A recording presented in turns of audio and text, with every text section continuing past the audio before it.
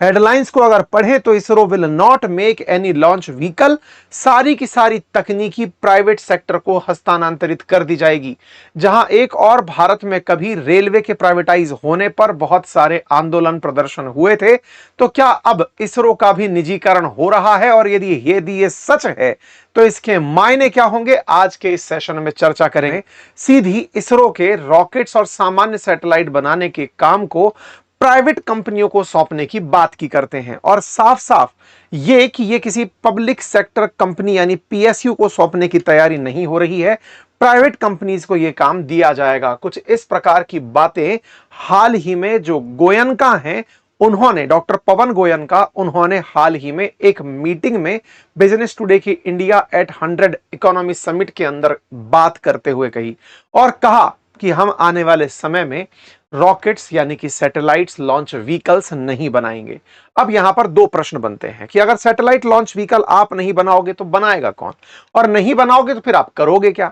तो इनका कहना है कि हम लोग रिसर्च पर फोकस करेंगे, यानी इसरो का काम भविष्य में नई तकनीकी पर काम करना, वैज्ञानिकों की मदद से वो सब विकसित करके प्राइवेट कंपनियों को देना ताकि वो इसका मास स्केल पर प्रोडक्शन कर सके। अब आपके दिमाग में सवाल आएगा कि जब खुद बनाओगे, तकनीकी खुद बनाओगे, तो प्राइवेट कंपनी को दे क्यों रहे हो, खुद क्यों नहीं चला रहे?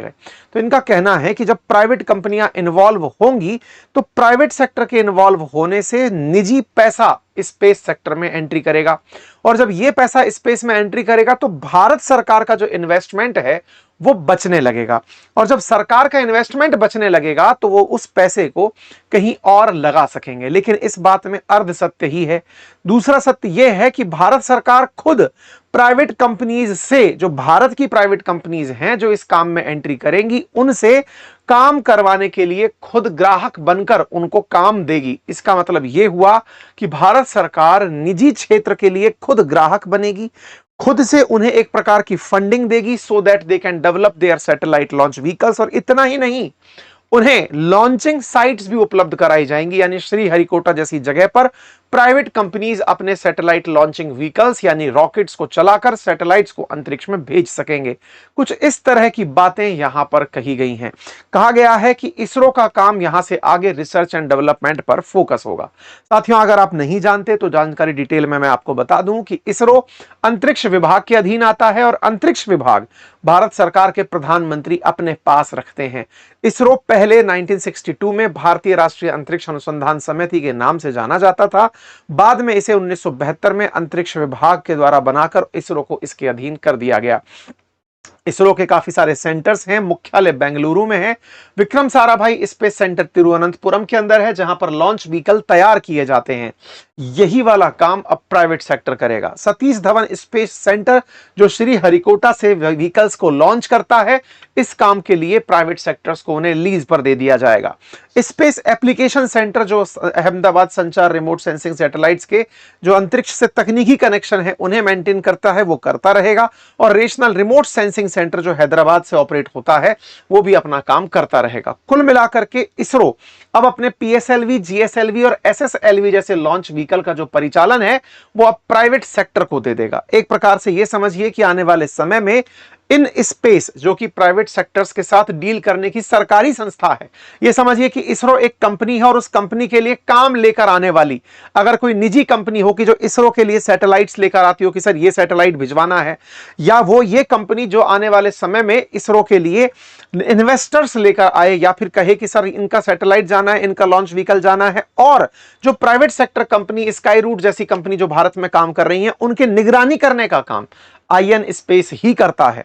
अब यहां से आगे तकनीकी में बदलाव करते हुए एसएसएलवी, पीएसएलवी और एलवीएम3 जैसी तकनीकी को प्राइवेट सेक्टर्स को दे दिया जाएगा।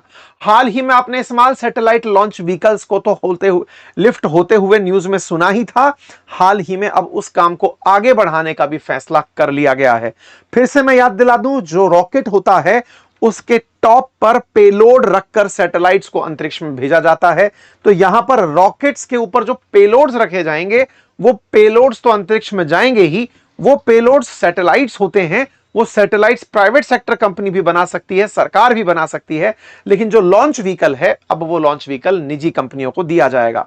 भारत के पास जहां तक बात हो लॉन्च व्हीकल्स की, तो हमारे पास पोलर सैटेलाइट लॉन्च व्हीकल है, जियो सिंक्रोनस लॉन्च व्हीकल है, LVM-3, SSLV, तमाम प्रकार के लॉन्च व्हीकल्स फिलहाल हमारे पास हैं, जिनसे हम गगनयान, मंगलयान या फिर आदित्य L1 जैसे मिशन को अब तक भेज चुके हैं।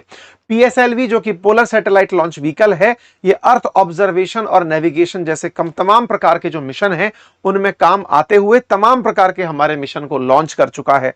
जियो सिंक्रोनस सैटेलाइट लॉन्च व्हीकल जो GSLV है, वो हमारे अंतरिक्ष में क्रायोजेनिक इंजन अपर स्टेज में रखते हुए बहुत ऊंचाई तक सैटेलाइट्स को ले जाने की क्षमता रखता है, और इनमें सबसे ताकतवर heavy lift launch vehicle LVM-3 है, जो चंद्रयान 3 मिशन के लिए तैयार लॉन्च किया गया था। ये सारे के सारे अब जो काम है आने वाले समय में प्राइवेट कंपनियों को दे दिए जाएंगे। अब इसकी चुनौतियों की चर्चा कर लेते हैं कि जब इतने भारी भरकम आप सैटेलाइट लॉन्च व्हीकल्स को प्राइवेट कंपनियों को दे देंगे तो क्या यह सुरक्षा के साथ कोई चिंता नहीं होगी?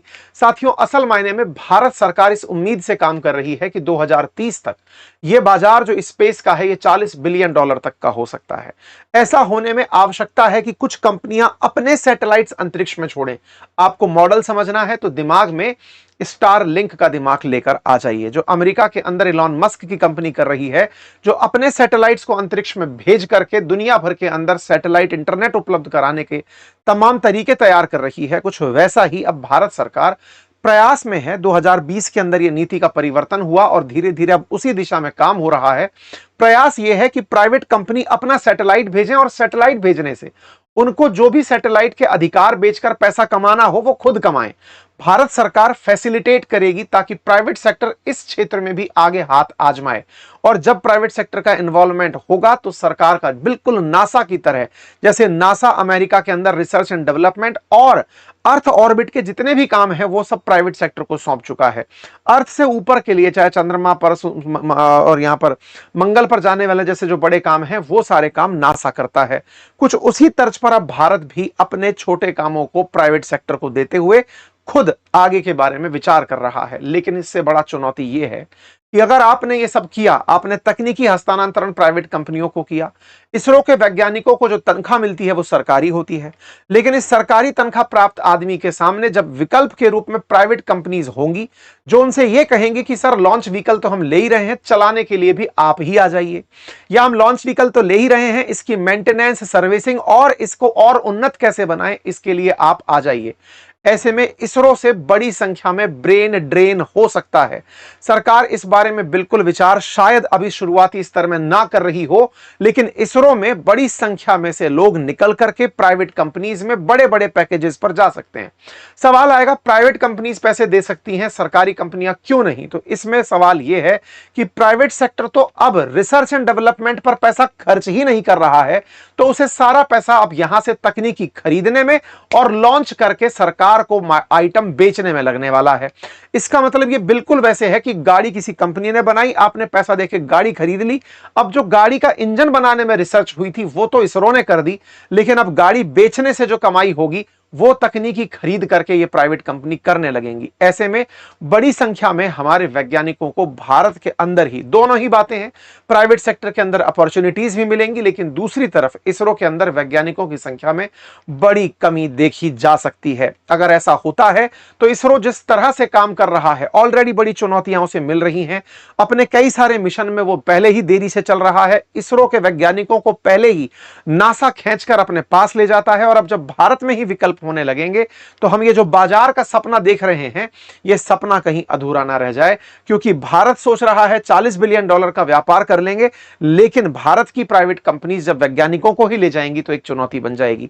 हाल ही में भारत की तरफ से एक और विक्रम-1 मिशन भी लॉन्च किया गया जो प्राइवेट सेक्टर की तरफ से था, स्काई रूट एरोस्पेस के द्वारा इसको लॉन्च किया गया, और ऐसे ही अब ऑप्स्टार सैटेलाइट जो है, ऑप्टोसार सैटेलाइट मिशन दृष्टि के तहत 3 मई को भी लॉन्च हुई, वो भी दुनिया ने देखी। अब कुल मिलाकर भारत के अंदर बहुत सारे ऐसे स्टार्टअप्स आ रहे हैं जो स्पेस सेक्टर के अंदर तेजी से काम कर रहे हैं, लेकिन इसके चुनौती भी हैं तो इसके लाभ भी हैं। भारत सरकार इसके अंदर अपार संभावना ही देखती है। मानकर चलती है कि 8 अरब का व्यापार 44 अरब तक पहुंच जाए तो बुराई क्या है, और इस काम को इन स्पेस को सौंपकर 2033 तक 44 बिलियन डॉलर पहुंचाने का कार्यक्रम रखा गया है। देखना होगा इन चुनौतियों से कैसे निपटती है सरकार। बाकी आपका क्या है विचार, जरूर कमेंट बॉक्स में बताएं। चैनल पर नए हैं तो चैनल को सब्सक्राइब अवश्य कर लें। बहुत बहुत धन्यवाद।